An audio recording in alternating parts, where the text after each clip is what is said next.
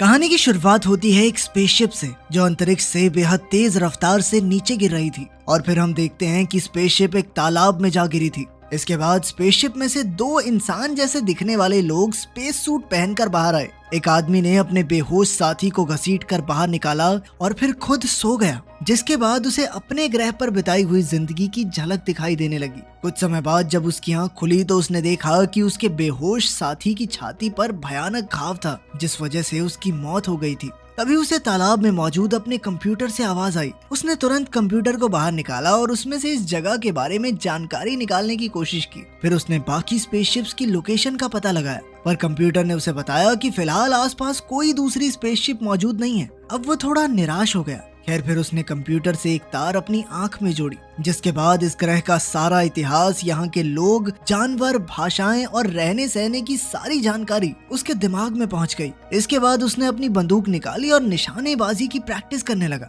फिर शाम को उसने अपने मरे हुए साथी के लिए कब्र खोद कर उसे दफना दिया। अब इस आदमी का मिशन था सिर्फ अपनी बंदूक के सहारे इस घने जंगल से सही सलामत बाहर निकलना और अपने ग्रह पर वापस जाना। काफी देर चलने के बाद वो एक भारी भरकम व्हेल की लाश के सामने पहुंचा और वो समझ गया कि ये काम किसी इंसान का नहीं है। उसने देखा कि वो एक गांव में पहुंच गया था, लेकिन वो पूरा गांव किसी भयंकर हादसे में एकदम तबाह हो गया था। तभी उसे एहसास हुआ कि कोई उस पर नजर रखे हुए है और वो तुरंत भाग निकला, लेकिन जल्द ही एक घुड़सवार उसके पीछे पड़ गया। उसने इस आदमी पर हमला करके उसे बेहोश कर दिया और साथ ही उसकी बंदूक भी नदी में गिर गई। अब इस आदमी को बेहोशी की हालत में बंदी बनाकर वाइकिंग्स के एक गांव में लाया गया, जो चारों ओर से लकड़ी की दीवारों से घिरा हुआ था। इसके बाद हम इस गांव के राजा रॉथकर को देखते हैं, जो अपनी बेटी फ्रेया के साथ तलवारबाजी का अभ्यास कर रहा था। इसी दौरान फ्रेया ने अपने पिता से कहा कि वो वुल्फ्रिक से शादी हरगिज नहीं करेगी। तभी अचानक गलती से फ्रेया के कंधे पर चोट लग गई तो राजा ने उसकी मरहम पट्टी की। तभी वुल्फ्रिक वहां आया, पर उसकी अजीब बातें सुनकर फ्रेया वहां ज्यादा देर तक रुकी नहीं और बाहर चली गई। खैर फिर वुल्फ्रिक ने राजा को खबर दी कि पास के गांव पर भयानक हमला हुआ है। पूरा गांव खून से सना हुआ है, लेकिन वहां उन्हें एक भी लाश नहीं मिली। इसके बाद उन्होंने एक आदमी को पकड़ा, मगर वो इस इलाके का नहीं लगता। तब हम देखते हैं कि उस आदमी को पूरे गांव के सामने बंदी बनाकर खड़ा कर दिया गया और सब हंसकर तमाशा देख रहे थे। खैर फिर वुल्फ्रिक उस आदमी को पूछताछ के लिए कमरे में घसीट लाया। वुल्फ्रिक ने उसका नाम पूछा तो उस आदमी ने कहा कि उसका नाम कीनन है। कीनन ने उसे झूठ कह दिया कि वो उत्तर दिशा के इलाके से यहाँ पर ड्रैगन्स का शिकार करने आया है, लेकिन किसी ने उसकी बात पर यकीन नहीं किया, क्योंकि उन्हें लगता था कि साथ के गांव की तबाही के पीछे कीनन का हाथ है। अब कीनन ने वहां से भागने की कोशिश की, मगर वाइकिंग्स बहुत ताकतवर थे। बाद में जब वो अकेला कैद था तो उसने बेहद गर्म लोहे के सरिये से अपनी जंजीर तोड़ने की कोशिश की, लेकिन तभी फ्रेया वहां आ पहुंची। वहीं दूसरी ओर राजा ने वुल्फ्रिक से कीनन के बारे में पूछा, मगर वुल्फ्रिक ने बताया कि अब तक कोई खास जानकारी नहीं मिली। तब राजा ने उसे तबाह हुए गांव के राजा गुनार को ढूंढने को कहा, ताकि वो उसे समझा सकें कि उनके गांव पर हुए हमले के पीछे हमारा कोई हाथ नहीं है। वुल्फ्रिक इसके लिए हरगिज राजी नहीं था, क्योंकि गुनार ने उसके पिता का कत्ल किया था, इसलिए वो गुनार से नफरत करता था। खैर राजा ने उसे समझाया कि वो सब तेरे बाप की लापरवाही की वजह से ही हुआ था, गुनार की गलती नहीं थी इसमें। उधर फ्रेया और कीनन साथ थे तो फ्रेया ने उससे पूछा कि क्या उसने ही पास के गांव पर वो हमला किया था, लेकिन कीनन ने इससे साफ इनकार कर दिया। इसके बाद अचानक उसने खुद को आजाद करके फ्रेया और गार्ड पर हमला बोल दिया और उन्हें हराकर वहां से भाग निकला। अब आधी रात को कीनन भाग रहा था, मगर अचानक वहां दुश्मन के हमले का ऐलान हो गया। जल्द ही उनके गांव की फौज युद्ध के मैदान में उतर आई, क्योंकि उन्हें लगा कि गुनार उनके गांव पर हमला करने वाला है। पर बाहर आकर वो सब हैरान रह गए, क्योंकि वहां कोई भी नहीं था। उन्हें एहसास हुआ कि उनका दुश्मन कोई और नहीं बल्कि एक बेहद खूंखार जानवर है, जिसने पहले ही गांव में घुसकर लोगों को मारना शुरू कर दिया था। अब कीनन भी इस जानवर के पीछे दौड़ा। उसने जानवर के सामने जाके उसे मूरवेन कहकर पुकारा और तब ये खुलासा होता है कि वो इसी ड्रैगन का शिकार करने आया था। अब कीनन उस पर हमला करने ही वाला था कि तभी ऐन वक्त पर फौजियों ने उसे फिर से पकड़कर एक पत्थर से बांध दिया। तब उसे अपने ग्रह की फिर से याद आई, जब मूरवेन्स की फौज ने उनके ग्रह पर हमला कर दिया था और कीनन अपने लोगों को बचा नहीं पाया। खैर फिर अगले दिन हम देखते हैं कि एक छोटे से गरीब बच्चे ने कीनन को अपनी ब्रेड का छोटा सा हिस्सा दिया। वहीं दूसरी ओर गांव वाले ये पता लगाने की कोशिश कर रहे थे कि कल रात किस भयानक जानवर ने उन पर हमला किया था। फिर वो कीनन को राजा के सामने लाए तो राजा ने कीनन से इस ड्रैगन के बारे में पूछा। तब कीनन ने उन्हें बताया कि इस ड्रैगन का नाम मोरवेन है और इसने कीनन के ग्रह के लोगों पर भी हमला किया था। मोरवेन अक्सर अपने शिकार को रोशनी से आकर्षित करते हैं और फिर उसे बुरी तरह मार डालते हैं। असलियत तो ये थी कि मोरवेन के पास गायब होने की ताकत है और वो कीनन की स्पेसशिप में ही छुपकर यहाँ पहुंचा था और तब से ही वो चारों ओर तबाही मचा रहा है। ये सुनकर गांव वाले तो कीनन को फांसी देने को तैयार हो गए, क्योंकि उसी की वजह से धरती पर इतनी बड़ी मुसीबत आई थी। मगर राजा ने जैसे तैसे उन्हें रोका। फिर कीनन समझ गया कि वाइकिंग्स अपने लोगों की रक्षा के लिए मोरवेन का शिकार करने के लिए जरूर जाएंगे, इसलिए उसने राजा से गुजारिश की कि वो भी उनके साथ मोरवेन को पकड़ने जाना चाहता है। इस पर राजा मान गया और जैसे ही वो बाहर निकले तो अचानक फ्रेया ने उसे मुक्का मारकर कल रात का बदला लिया।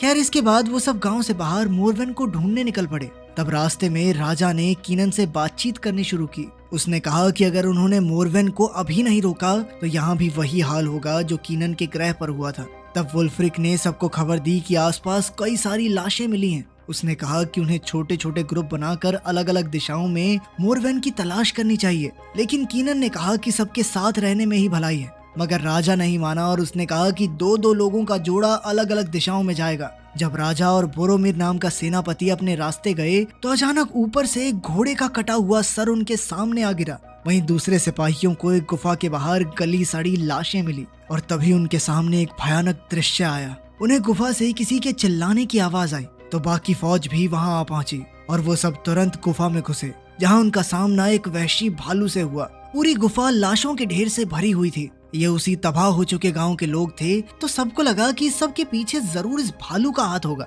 उन्होंने भालू पर हमला कर दिया और अंत में कीनन ने अपनी तलवार से उसका काम तमाम किया। तब कीनन की बहादुरी से खुश होकर राजा ने उसे अपनी कैद से रिहा कर दिया। इसके बाद शाम को पूरे गांव ने भालू की मौत का जश्न मनाया। कीनन भी इस जश्न में आम गांव वालों की तरह कपड़े पहनकर शामिल हुआ। उसे देखते ही सबने खुली बाहों से उसका स्वागत किया और राजा ने उसे अपने साथ बैठाकर खाना भी खिलाया। तभी कीनन के सामने वही गरीब बच्चा आ गया जिसने कीनन को अपनी ब्रेड का हिस्सा दिया था। तो कीनन ने उसका एहसान चुकाने के लिए उसे अपनी तलवार तोहफे में दी। फिर उसने बच्चे का नाम पूछा तो उसने कहा कि उसका नाम एरिक है और उसके माँ बाप एक लड़ाई में मर चुके थे, इसीलिए अब सभी गांव वाले मिलकर उसकी देखभाल करते थे। कुछ देर बाद वुल्फ्रिक ने खेल खेल में कीनन को चुनौती दी। तब कुछ सिपाही ढाल अपने सर पे रख के बैठ गए और खिलाड़ियों को उनके सर पर रखी ढाल पर चलकर अंत तक पहुंचना था। बेचारा कीनन तो कई बार लड़खड़ाते हुए बोरोमिर पर जा गिरा, पर वुल्फ्रिक ने उसका मजाक नहीं उड़ाया बल्कि उसे हाथ देकर खड़ा किया। आखिरकार जश्न खत्म होने के बाद कीनन हॉल से बाहर निकला तो फ्रेया उससे मिलने आई। उसने कीनन का शुक्रिया अदा किया क्योंकि उसने जंगल के मिशन पर फ्रेया के पिता का साथ दिया था। लेकिन कीनन ने कहा कि सच तो ये है कि लोगों की जान लेने वाला वो जानवर मोरवेन है, ना कि कोई भालू, और वो किसी भी समय वापस आ सकता है। अभी अचानक हम देखते हैं कि गुन्नार की फौज ने उनके गांव पर हमला बोल दिया था। दोनों ओर से जबरदस्त तलवारबाजी चल रही थी, जिसमें कीनन और फ्रेया भी शामिल हो गए और उन्होंने कई दुश्मनों को मार गिराया। इधर गुन्नार ने राजा को घेर लिया था और वो उसका काम तमाम करने ही वाला था कि ऐन वक्त पर कीनन ने राजा की जान बचाई। अब कीनन और गुन्नार के बीच भयंकर लड़ाई होने से पहले ही गुन्नार के सिपाही उसे खींचकर पीछे ले आए, क्योंकि वो जानते थे कि गुन्नार कीनन के सामने नहीं टिक पाएगा। जाने से पहले गुन्नार ने राजा को गाली देते हुए उस पर अपने गांव की तबाही का इल्जाम लगाया। खैर, लड़ाई खत्म होने के बाद फ्रेया ने कीनन को गुन्नार के बारे में सब कुछ बताया। कई साल पहले जब वुल्फ्रिक के पिता राजा हुआ करते थे तो उन्होंने आसपास के सभी गांवों को इकट्ठा करके फ्रांस पर हमला करने का प्लान बनाया, मगर उस वक्त गुन्नार ऐन वक्त पर वहां पहुंचा ही नहीं, जिस वजह से उसे धोखेबाज समझा गया और तब से दोनों गांवों के बीच में दुश्मनी शुरू हो गई। इसके बाद हम देखते हैं कि गुन्नार और उसकी फौज जंगल में पड़ाव डालकर बैठे थे। पता चला कि आज वो वुल्फ्रिक पर हमला करके सालों पहले का बदला लेने आए थे। पर जैसे ही एक सिपाही कुछ दूर हल्का होने गया तो अचानक तालाब में से मोरवेन बाहर आ गया और उसने सिपाही को बेरहमी से मार डाला। गुन्नार और उसकी फौज को लगा कि इस हमले के पीछे वुल्फ्रिक का हाथ है। कुछ ही पलों में मोरवेन ने कई सिपाहियों को मार गिराया और अंत में सिर्फ गुन्नार उसके सामने खड़ा था। उसने बिना जान की परवाह करते हुए मोरवेन का सामना करने का फैसला किया। तभी हम देखते हैं कि गुन्नार के कुछ साथी मोरवेन से भागकर दूसरे गांव में आ गए थे और वो उनसे अपनी जान बचाने के लिए गेट खोलने की भीख मांगने लगे। जब वुल्फ्रिक ने गुन्नार के आदमियों को फिर से गांव में देखा तो उसे लगा कि ये जरूर उनकी कोई चाल है, इसीलिए उसने अपने सिपाहियों को हमला करने का आदेश दिया। लेकिन कुछ ही पलों में गुन्नार वहां दौड़ता हुआ पहुंचा। वो एक बार के लिए मोरवेन से जैसे तैसे अपनी जान बचाकर भाग आया था। वो भी अब साथ वाले गांव से मदद मांगने के इरादे से ही आया था। मगर वुल्फ्रिक के सिपाहियों ने लगातार तीर चलाकर गुन्नार के सभी साथियों को मार डाला। अंत में सिर्फ गुन्नार जिंदा बचा तो कीनन ने फौजियों को जैसे तैसे रोका और गांव के दरवाजे खुलवाए ताकि गुन्नार अंदर आ सके। गुन्नार के अंदर आते ही वुल्फ्रिक उसकी जान लेने को तैयार हो गया, पर तभी सबकी नजर जंगल में जगमगा रही नीली रोशनी पर पड़ी। और रोशनी एक आदमी को बुरी तरह नोचकर खा रही थी। कुछ ही पलों में नीली रोशनी लाल हो गई, जिससे मॉर्विन का असली भयानक रूप सबके सामने आ गया और वो जंगल में भाग गया। अब सभी लोगों को समझ आ गया था कि इन जानलेवा हमलों के पीछे किसी भालू का नहीं, मॉर्विन का ही हाथ है। इसके बाद ग्रेट हॉल में राजा ने सबको इकट्ठा किया, जहाँ गुन्नार और वुल्फ्रिक अब भी एक दूसरे के खिलाफ ही खड़े थे। गुन्नार ने बताया कि जब उसने मॉर्विन पर अपनी तलवार चलाई तो ऐसा लग रहा था मानो वो किसी पत्थर की दीवार को मार रहा हो। तब कीनन ने बताया कि मॉर्विन को खुले इलाके में मारने की कोशिश करना बेहतर है, इसीलिए उन्हें मॉर्विन को पकड़ने के लिए जाल बिछाना होगा। मगर वुल्फ्रिक इसके लिए राजी नहीं था। उसने कहा कि कीनन उनके ग्रह का आदमी नहीं है, इसलिए उसकी बात नहीं माननी चाहिए। तब कीनन ने गुस्से में कहा कि 2 रुपए का दिमाग तो है नहीं तेरे अंदर, सारे अंदाजे गलत होते हैं तेरे। पहले कहा कि भालू ने हमला किया, फिर इस बेचारे गुन्नार की पूरी फौज मरवा दी बिना बात के। अचानक वो दोनों हाथापाई पर उतर आए, पर राजा ने उन्हें छुड़ाया। फिर उसने कीनन की बात मानकर कहा कि मॉर्विन को पकड़ने के लिए जैसा वो कहेगा वैसा ही होगा। फिर अगले दिन लोगों ने गांव के बाहर जाल बनाने का काम शुरू कर दिया। उन्होंने कई मीटर गहरा खड्डा खोदा और उसे बाहर से ढक दिया ताकि वो आम झोपड़ी जैसा लगे। इसके बाद उन्होंने गड्ढे में कई पोल्स खड़े किए और उसे पूरी तरह से तेल से भर दिया। असल में कीनन मॉर्विन को इस गड्ढे में लाकर उसे आग में जलाकर राख करने का प्लान बना रहा था। आखिरकार सारा काम खत्म होने के बाद राजा ने कीनन को अपने यहाँ नौकरी दे दी और इसी के साथ कीनन भी उनके गांव का हिस्सा बन गया। इसके बाद हम देखते हैं कि कल रात को जिन सिपाहियों पर मॉर्विन ने हमला किया था, उनमें से एक की आंख खुली और उसने देखा कि वो चारों ओर लाशों से घिरा हुआ था। मगर उसी समय मॉर्विन ने उसे भी बेरहमी से मार डाला। वहीं दूसरी ओर कीनन और फ्रेया उसकी झोंपड़ी में बैठकर सूप पी रहे थे तो कीनन ने अपनी जिंदगी का असली सच बताया। उसने कहा कि उसके ग्रह के लोग पूरे ब्रह्मांड पर राज करना चाहते हैं। जब वो मॉर्विन के ग्रह पर कब्जा करने पहुंचे तो उन्होंने जबरदस्त बॉम्ब धमाके करके उनकी सारी प्रजाति को खत्म कर दिया। फिर उन्होंने बचे खुचे मॉर्विन्स का शिकार किया। इस फौज में कीनन भी शामिल था और इस खतरनाक मिशन पर जाने के बदले उसके परिवार को रहने की अच्छी जगह दी जानी थी। आखिरकार मॉर्विन के ग्रह पर कब्जा करने के बाद कीनन को अब अगले मिशन पर जाना था। तब उसे पता चला कि एक मॉर्विन जिंदा बच गया था। वो कीनन की स्पेसशिप की वेंट में जा छुपा और यही वो मॉर्विन था जो कीनन के साथ धरती पर आ गया और अब वो यहाँ लोगों को बुरी तरह मार रहा है। कीनन को लगता था कि इस सब का जिम्मेदार वो खुद है, पर फ्रेया ने उसे समझाया कि इसमें उसकी कोई गलती नहीं। फिर उसने कीनन को अपनी खानदानी तलवार दी ताकि वो इससे मॉर्विन का खात्मा करके धरती के लोगों की रक्षा कर सके। आज रात वो लोग गुन्नार की मदद के साथ मॉर्विन के जाल में फंसने वाले थे। फौजियों ने गांव के दरवाजे खोले और फिर वुल्फ्रिक और कीनन बाहर निकलकर मॉर्विन के आने का इंतजार करने लगे। उन्हें अंधेरे में ज्यादा दिखाई नहीं दे रहा था, इसलिए कीनन ने एक जलती हुई मशाल जंगल की ओर फेंक दी और तभी उन्होंने देखा कि मॉर्विन तो बिल्कुल उनके सामने खड़ा था। तभी अचानक एक पादरी उसके सामने आकर खड़ा हो गया और उसने मॉर्विन को भगवान के नाम पर वापस लौट जाने को कहा, लेकिन मॉर्विन ने एक ही झटके में उसका सर धड़ से अलग कर दिया। ये देखकर वुल्फ्रिक और कीनन तुरंत भाग निकले ताकि मॉर्विन उनके पीछे आकर जाल में फंस जाए। आखिरकार उनका प्लान कामयाब रहा और मॉर्विन गड्ढे में जा गिरा। मगर बदकिस्मती से वुल्फ्रिक का भी पैर फिसल गया और वो भी गड्ढे में गिर गया। तभी अचानक बाहर के दरवाजे भी बंद हो गए, जिससे वुल्फ्रिक अंदर ही फंस गया। इधर निशानेबाज सिपाही गड्ढे में आग का तीर मारकर धमाका करने ही वाले थे कि ऐन वक्त पर कीनन ने वुल्फ्रिक को छोटी सी जगह से बाहर निकाल लिया। उसी पल गड्ढे में जबरदस्त धमाका हो गया, जिसे देखकर सभी हैरान रह गए। तभी हम देखते हैं कि औरतों के झुंड के पीछे से एक नया मॉर्विन बाहर निकल आया। शायद ये उस बड़े मॉर्विन का बच्चा था। उसे देखते ही चारों ओर अफरा तफरी मच गई, मगर फ्रेया ने खुद उसका सामना करने का फैसला किया। जल्द ही उसके पिता उसकी मदद करने के लिए आए, मगर मॉर्विन ने एक ही झटके में उन्हें पछाड़ दिया। तभी अचानक गड्ढे वाला मॉर्विन भी जलते हुए बाहर कूद पड़ा और उसने बेहद गुस्से में आम लोगों पर हमला बोल दिया। वुल्फ्रिक और कीनन ने मिलकर उसका मुकाबला करने की कोशिश की, मगर वो दोनों भी उसके सामने टिक नहीं पाए। तब गुन्नार उनकी मदद के लिए आया, लेकिन मॉर्विन ने अपनी पूंछ के एक ही वार से उसका सर धड़ से अलग कर दिया और फिर से जंगल की ओर भाग गया। उसी वक्त एरिक ने कीनन को खबर दी कि एक और मॉर्विन भी है जिसका सामना फ्रेया अकेले कर रही है। कीनन तुरंत उसकी मदद के लिए दौड़ा, पर वहां पहुंचकर उसने देखा कि फ्रेया अपने पिता की लाश गोद में लेकर रो रही थी। तब कीनन ने उसे हौसला दिया फिर अगले दिन हम देखते हैं कि सभी गांव वाले मॉर्विन के डर से गांव छोड़कर जा रहे थे। एरिक ने कीनन से कहा कि वो उसके साथ गांव में ही रुकना चाहता है, पर कीनन ने उसे समझाया कि ये इलाका अब सुरक्षित नहीं है, इसलिए उसे बाकी गांव वालों के साथ कश्ती में बैठकर चले जाना चाहिए। उसने एरिक से वादा किया कि वो फिर से जरूर मिलेंगे। फिर कीनन वुल्फ्रिक के पास गया। राजा की मौत के बाद अब अगला राजा वुल्फ्रिक ही था, मगर वो चारों ओर तबाही देखकर काफी निराश हो चुका था। पर फिर कीनन ने उसका हौसला बढ़ाते हुए कहा कि वो दोनों मिलकर मॉर्विन का काम तमाम करके रहेंगे, ताकि गांव वाले एक बार फिर से खुशहाली से रह पाएं।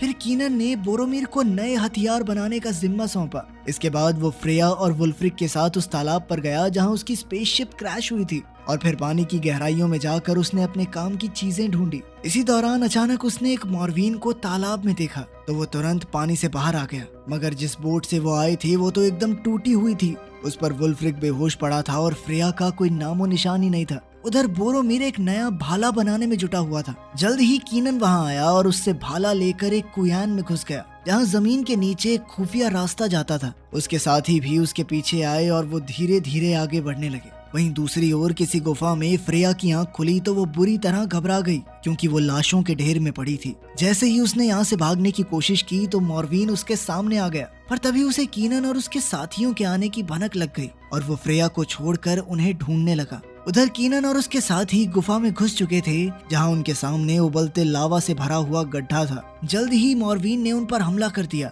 तब कीनन और उसके साथी भी अपनी जान की परवाह न करते हुए उसका सामना करने लगे। उन्होंने छोटे वाले मॉर्विन का खात्मा किया, पर इसी दौरान दूसरे मॉर्विन ने बोरोमीर को मार डाला।